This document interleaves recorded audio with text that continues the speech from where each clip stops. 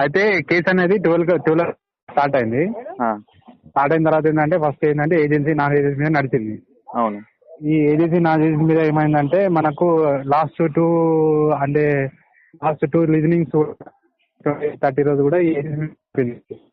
So దాని మీద government ఏం డిసిజన్ తీసుకుందంటే ఆల్రెడీ ఈ ఏజెన్సీ ఏరియా పోస్ట్ ఎవరైతే ఉన్నారో అవి ఓన్లీ ఏజెన్సీ ఏరియా వాళ్ళతోనే ఫిల్ చేస్తామని చెప్పేసి ఒక డిసిజన్ తీసుకుంది. సో ఆ నిర్ణయంతో వాళ్ళు సాటిస్ఫై అయిపోయారు. వాళ్ళు అడిగింది కూడా అదే, ఏజెన్సీ పోస్టులన్నీ ఏజెన్సీ వాళ్ళతోనే ఫిల్అప్ చేయాలని జీవో ఉంది. ప్రెసిడెన్షియల్ ఆర్డర్ కూడా అదే. సో దాని ప్రకారం ఏజెన్సీ పోస్టులన్నీ ఏజెన్సీ వాళ్ళ ప్రకారం ఫిల్అప్ చేస్తా అని చెప్పిండ్రు. సో ఈ ఏజెన్సీ ఏరియాకి ఏజెన్సీ వాళ్ళతో ఫిల్అప్ చేసారు ఎప్పుడంటే అది ఎప్పుడు ఈ జేపీఎస్ క్యాండిడేట్ ని ఎప్పుడైతే పర్మనెంట్ చేస్తారో 3 years తర్వాత అప్పుడు ఈ రూల్స్ ఆఫ్ రిజర్వేషన్ అనేది వీళ్ళు ఫాలో అవుతారు అన్నట్టు. అప్పటి వరకు ఫాలో అవ్వాల్సిన అవసరం లేదు. సో ఇప్పుడు ఎవరైతే క్యాండిడేట్ సెలెక్ట్ అయ్యారో వాళ్ళందరూ కూడా యాక్టివ్గా అట్లనే ఉంటారు. వాళ్ళకైతే ఏ ప్రాబ్లం ఉండదు. ఎప్పుడైతే ఈ పర్మనెంట్ చేస్తారో 3000 పోస్టులు ఎట్లా మళ్ళీ కొత్త సృష్టిస్తారా? 3000 పోస్టులు లేవు, ఆల్మోస్ట్ ఉన్నాయి. ఒక 1000 పోస్టులు ఏమో ఉన్నాయి. 1000 పోస్టులలో ఆల్రెడీ కొంచెం కొన్ని ఏరియాలో ఉన్నాయట, కొన్ని ఏరియాలలో లేరు, కొంతమంది ఏరియాలో ఉన్నారు. సో ఇప్పుడు ఆల్రెడీ ఏజెన్సీ ఏరియా క్యాండిడేట్ ఉండడు కూడా చాలా తక్కువ మంది ఉన్నారట సెలెక్షన్ అయిన దాంట్లో. సో అవి కూడా పోస్ట్ అని ఖాళీగా ఉంటాయి కాబట్టి సో ఇప్పుడు ఆల్రెడీ సెలెక్ట్ అయిన క్యాండిడేట్ ఇప్పుడైతే ఈ పర్మనెంట్ చేస్తారో అప్పుడు ఏజెన్సీ పోస్ట్ అన్ని ఏజెన్సీ వాళ్ళతో ఫిల్అప్ చేస్తారు. ఒకవేళ అయితే అక్కడ మళ్ళీ ఇంకా ఖాళీ ఏర్పడితే అప్పుడు వేరే స్పెషల్ డ్రైవ్ కండక్ట్ చేసి ఓన్లీ ఎస్టీ వాళ్ళ కోసమే అది. ఓకే. ఏజెన్సీ వాళ్ళ కోసం సపరేట్ గా ఒక మళ్ళీ ఎగ్జామ్ కండక్ట్ చేసి వాళ్ళకు అప్పుడు ఏజెన్సీ వాళ్ళని తీసుకుంటా అని చెప్పారు. సో దాంతో వాళ్ళు ఆపోజిట్ లాయర్ సాటిస్ఫై అయిపోయిండు. సో వాళ్ళు అడిగింది కూడా అదే కాబట్టి వాళ్ళకి ఇచ్చేస్తా అని చెప్పిండు. సో ఇప్పుడు సెలెక్ట్ అయిన క్యాండిడేట్లకు అయితే ఏ ప్రాబ్లం అయితే ఉండదు. అంటే అప్పుడు 3 years తర్వాత ఏం జరుగుతుందో అప్పటికి తెలుస్తుంది. 3 years తర్వాత ప్రాబ్లం ఉండదా? మనకైతే ఏం ప్రాబ్లం ఏంటంటే అడ్జస్ట్మెంట్ జరిగిపోతుంది. సగం మంది వెళ్ళిపోతారు, సగం మంది వాళ్ళ నుంచి రిటైర్మెంట్ అయిన వాళ్ళు ఉంటారు కదా ఆల్రెడీ సీనియర్స్. ఇప్పుడు మంచిర్యాల డిస్ట్రిక్ట్ ఏజెన్సీ కదా? మంచిర్యాలలో ఓన్లీ 35 districts అనేది ఉన్నాయి. 35 గ్రామ పంచాయతీలు ఉన్నాయి. ఓకే. ఏది మన షెడ్యూల్ కింద. ఓకే. సో ఆ 35 ఓన్లీ షెడ్యూల్ ట్రైబ్ తో నింపుతారు అన్నట్టు వీటిని. సో ఆల్రెడీ 35లలో ఆల్రెడీ క్యాండిడేట్లు ఉన్న వాళ్ళు ఉన్నారు, ప్లస్ కొన్ని ఖాళీగా ఉన్నాయన్న. ఓకే. సో ఇప్పుడు షెడ్యూల్ ట్రైబ్ ఉంటే వాళ్ళని ఆ షెడ్యూల్ ట్రైబ్ లో ఫిల్అప్ చేస్తారు, లేని వాళ్ళని బయట వాళ్ళతో ఫిల్అప్ చేస్తారు. సో ఇప్పుడు ఎప్పుడైతే ఇంకా ఈ పర్మనెంట్ ఎప్పుడు చేస్తారో అప్పుడు ఈ రూల్స్ అండ్ రిజర్వేషన్ పాటిస్తామని చెప్పేశారు. సో ఇది పర్మనెంట్ పోస్ట్ కాదు కాబట్టి ఇప్పుడు జేపీఎస్ అనేది కాంట్రాక్ట్ బేసిక్ గా నడుస్తుంది కాబట్టి దీనికి రూల్స్ ఆఫ్ రిజర్వేషన్ పాటించాల్సిన అవసరం లేదని జడ్జి చెప్పిండు. సో వాళ్ళు ఎప్పుడైతే పర్మనెంట్ చేస్తారో అప్పుడు పాటిస్తా అని చెప్తున్నారు కాబట్టి వీళ్ళది ఓకే దీన్ని నేను అంగీకరిస్తున్నాను చెప్పి జడ్జి కూడా చెప్పేసింది, అయిపోయింది. So agency non agency case close అయిపోయింది. దాని మీద ఫైనల్ జడ్జ్మెంట్ రేపు వస్తుంది.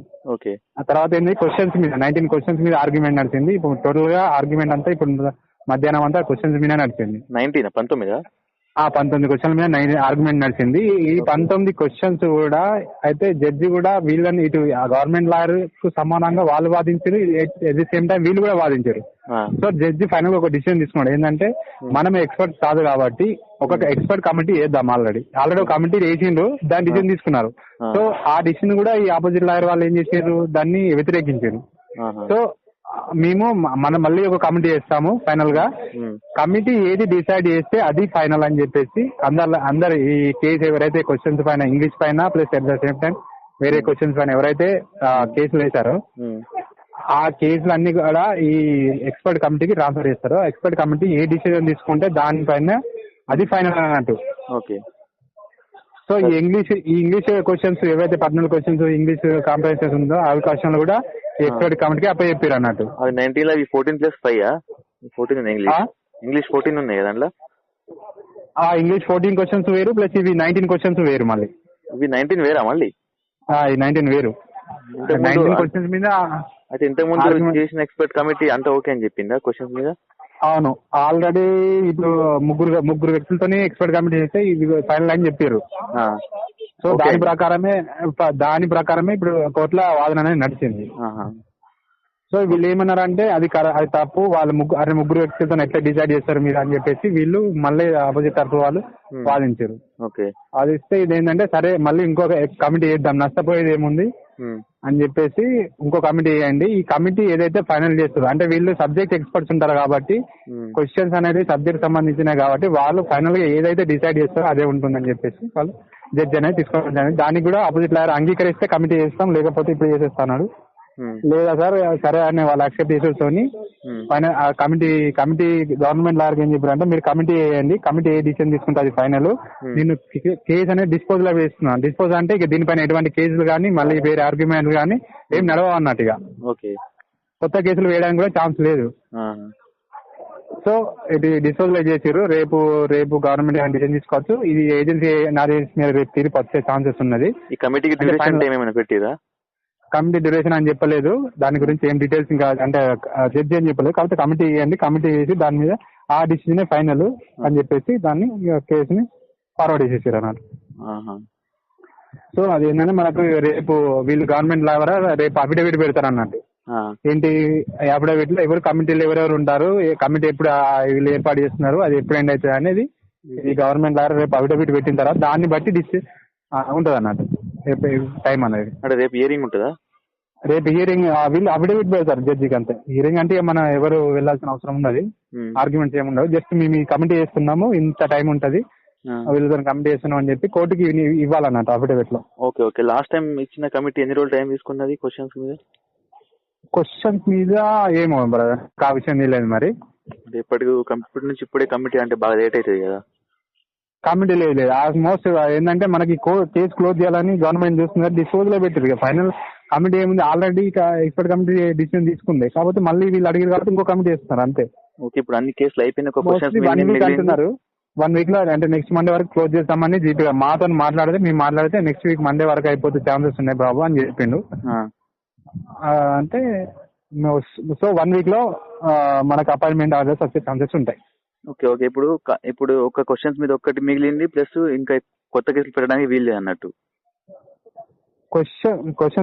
క్వశ్చన్స్ మీద ఒకటి మిగిలింది, హియరింగ్ ఒకటి అంటే కమిటీ ఓన్లీగా మిగతా అన్ని క్వశ్చన్స్ అన్ని కేసులు కూడా అయిపోయినాయి, వికెట్ అయిపోయినాయి. ఏంది క్వశ్చన్స్ పైన మళ్ళీ అయిపోయింది. క్వశ్చన్స్ అది కూడా ఎక్స్పర్ట్ కమిటీ డిసిజన్ గా, ఈ లాయర్ చెప్పింది కాదు, జడ్జి చెప్పింది కాదు. ఎక్స్పర్ట్ కమిటీ ఏది డిసైడ్ చేస్తే అది ఫైనల్ గా. కమిటీ ఒకవేళ 1-2 క్వశ్చన్స్ చేంజ్ చేయాలనుకుంటే ఇక మొత్తమే చేంజ్ అవుతుంది, లిస్ట్ ఇంకా లేట్ అయిపోతుంది ఇక. అది కమిటీ కాకపోతే కమిటీ తీసుకోవడానికి ఛాన్సెస్ లేవు, ఎందుకంటే ఆల్రెడీ వీళ్ళు వేసిన కమిటీ డిసైడ్ చేసింది కదా. ఓకే. సో మళ్ళీ గవర్నమెంట్ తరఫున వాళ్ళు చేస్తారు కాబట్టి ఆల్రెడీ వీళ్ళు 1-2 సార్లు వెరిఫై చేసుకున్న తర్వాత కోర్టుకు సబ్మిట్ చేసినారు మన వాళ్ళు. సో ఈ ఇంగ్లీష్ కాంప్రహెన్షన్ అనేది మీద అది కంప్లీట్ గా రాంగ్. అది ఆ జడ్జి కూడా దాన్ని యాక్సెప్ట్ చేయాలి, కానీ ఈయన ఎక్కువ అట్లెట్లు ఇస్తారని చేసిండ్రు. సో ఇది సరే మీరు ఇంత వాదిస్తున్నారు కదా, సరే మీకు ఎక్స్పర్ట్ కమిటీకి అయితే ఇచ్చేద్దాము దీన్ని కూడా. వాళ్ళు అంటే ప్రొఫెసర్స్ ఉంటారు కాబట్టి వాళ్ళు సబ్జెక్ట్ ఎక్స్పర్ట్స్ కాబట్టి వాళ్ళు డిసిజన్ తీసుకున్న తర్వాత దానిపైన ఫైనలైజ్ చేద్దామని చెప్పి ఆపేసారు అన్నట్టు. అంటే దీని మీద ఇంకా కొత్త క్వశ్చన్ వేయడానికి ఏం వీల్లేదు ఇక. లేదు కేసు డిస్పోజ్ అంటే మొత్తం అంటే హోల్లో పెట్టినట్టు, దానిపైన వేరే కేసు వేయడానికి ఛాన్సెస్. ఇప్పుడు క్వశ్చన్స్ ఒకటి మిగిలిందంటే ఇక ఆ క్వశ్చన్స్ ఎవరి మీద అది ఫైనల్ డిసిజన్, అది కూడా గవర్నమెంట్ మనకే అది ఆల్రెడీ సెలెక్టెడ్ క్యాండిడేట్ ఫేవర్ గా వచ్చే ఛాన్సెస్ ఉన్నాయి ఫైనల్ గా. సెలెక్టెడ్ క్యాండిడేట్లకి ఎవరికైనా వచ్చే ఛాన్సెస్ ఉన్నాయి. సో సెలెక్టెడ్ క్యాండిడేట్ బాధపడాల్సిన అవసరం అయితే ఏం లేదు నాకు తెలిసి 89%. Okay bro. ఓకే ఓకేనా? Okay bro. Okay, thank you. Okay right, bye. ఈ రికార్డ్ నీకు వాట్సాప్ చేస్తా.